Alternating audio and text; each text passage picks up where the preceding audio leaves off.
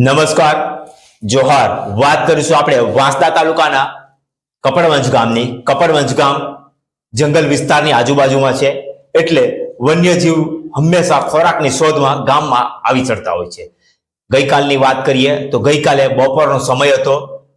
દીપડો ખોરાકની શોધમાં કપડવંજ ગામના નીચલા ફળિયામાં આવી ચડ્યો અને બપોરના સમયે દીપડાએ 4 વ્યક્તિઓને ઉપર એટેક કરી દીધા અને ખોરાકની શોધમાં એમની વચ્ચે જે આવતા ગયા એ માનવીઓને ઘાયલ કરતો ગયો અને એ વ્યક્તિઓને સારવાર અર્થે વાંસદા હોસ્પિટલમાં ખસેડવામાં આવ્યા અને દીપડાને પકડવાની તજવીજ ઉત્તર ડાંગ વન વિભાગ વાંસદા બીટ રેન્જના આરએફઓ દ્વારા કરવામાં આવી.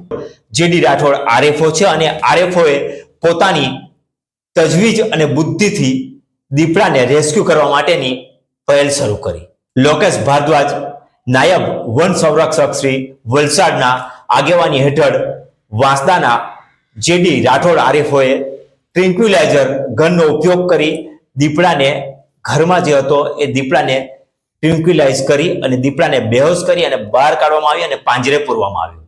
આ સમગ્ર ઓપરેશન વલસાડના નાયબ વન સંરક્ષક શ્રી લોકેશ ભારદ્વાજના અંડરમાં થયું અને એ લોકેશ એ સમગ્ર ઓપરેશનનું જે કાર્યભાર હતો એ જેડી રાઠોડ જે વાંસદા પૂર્વ રેન્જના આરએફઓ શ્રી છે એમણે એ સમગ્ર ટ્રિન્ક્યુલાઇઝર ગનથી ટ્રિન્ક્યુલાઇઝ કરી પાંજરે પૂરવામાં આવ્યો.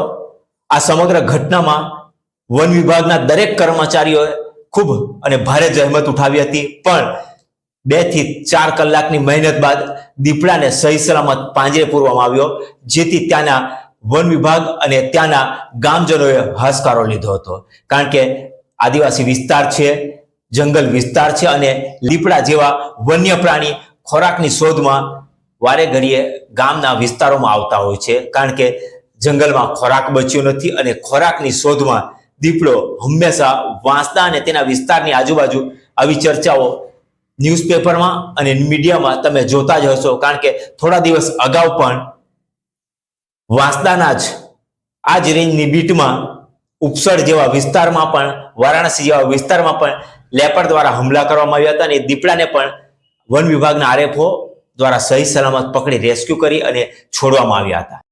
વાંસદા તાલુકાના કપડવંજ ગામે બપોરે માલઢોરના શિકાર માટે આવેલ વન્ય પ્રાણીનો પ્રતિકાર કરવા માટે ઘર માલિક અને બીજા 3 ઈસમોએ દીપડાને ભગાવવાનો પ્રયત્ન કરેલ, જે દરમિયાન વન્ય પ્રાણી દીપડા દ્વારા ઘરના 4 ઈસમોને ઈજા પહોંચાડેલી હતી અને વન્ય પ્રાણી ઘરમાં છુપાઈ ગયેલ હતો. જેની જાણકારી મળતા વન વિભાગની ટીમ આવી વન્ય પ્રાણીને એમના ઘરમાં કેદ કરવામાં આવેલ હતો અને 2 કલાકની જહેમત બાદ એને બચાવ કામગીરી કરવામાં આવેલી છે અને એને પિંજરામાં પૂરવામાં આવેલ છે.